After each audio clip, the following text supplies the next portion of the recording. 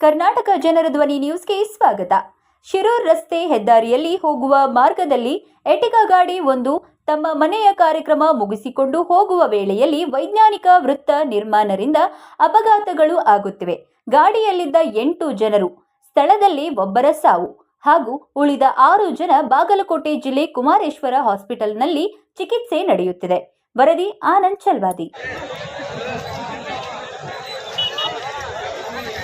Facebook हाकते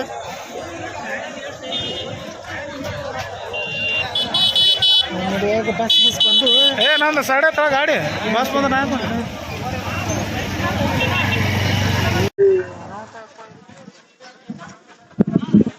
ಯಾರೋ phone ನಿಂತು